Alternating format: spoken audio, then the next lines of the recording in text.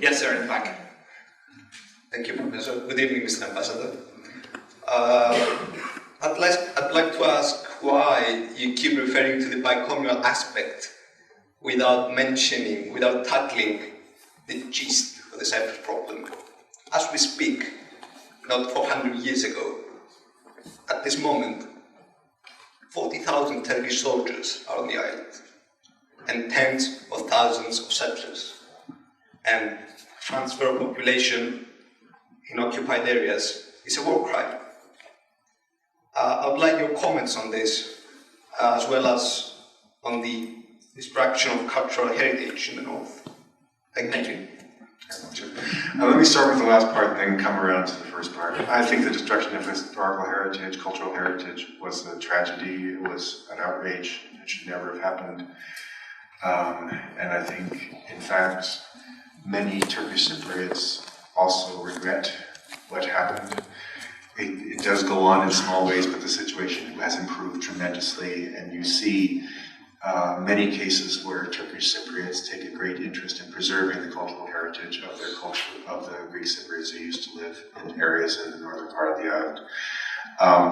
I would just mention one particular individual who I believe has done a lot on this in my experience, and I value him tremendously, and that's Ibrahim Benter, the head of FCOF, who is an incredibly constructive person who shares, I think, many views that you would find acceptable with regard to issues such as cultural heritage and the future of this island.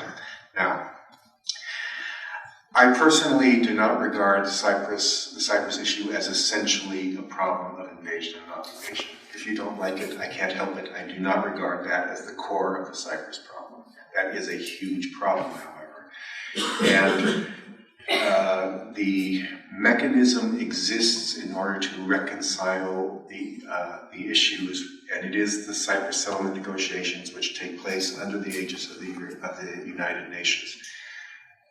This will address all of the issues related to the Cyprus conflict. The Cyprus conflict, of course, began 50 years ago, 51 years ago, and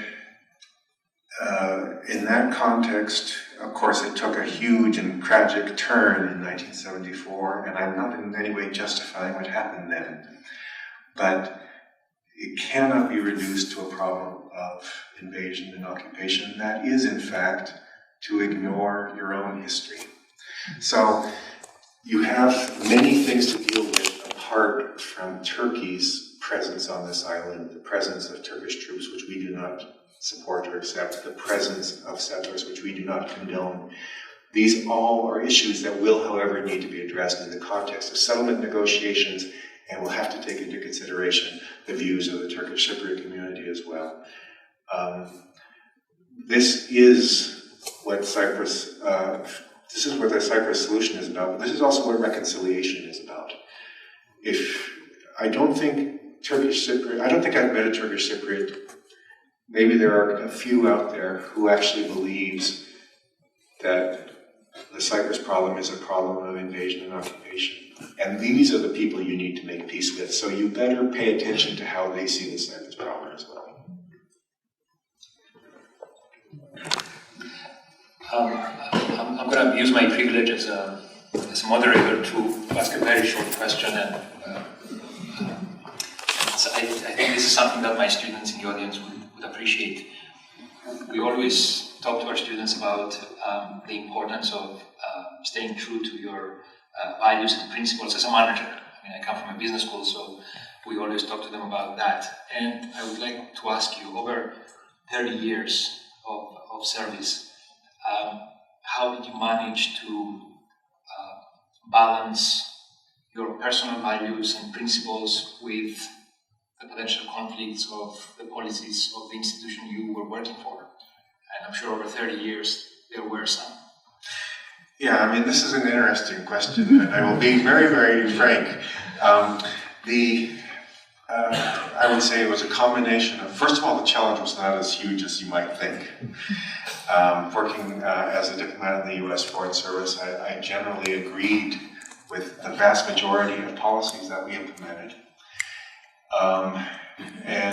But I will say that on those issues, and they haven't arisen here on the island of Cyprus, I might add, where I had a fundamental disagreement with our policy. I used a policy of avoidance. You know, there's no reason, compelling reason to go and serve in a place where you have the strongest misgivings about U.S. policy direction. And I don't think I'll be the first American diplomat to confess that there are elements of our policy, some of which were important over the last 2 decades, with which I did not agree, very profoundly did not agree. I simply did not get an assignment that would confront me every day with this dilemma of how can I be true to my own principles. And in the end, I think, and I don't want to sort of tilt my hand too much about where I am on the political spectrum, but in the end, I think we came out in a better place, and now I don't have the same range of misgivings as I once did about some of our policies.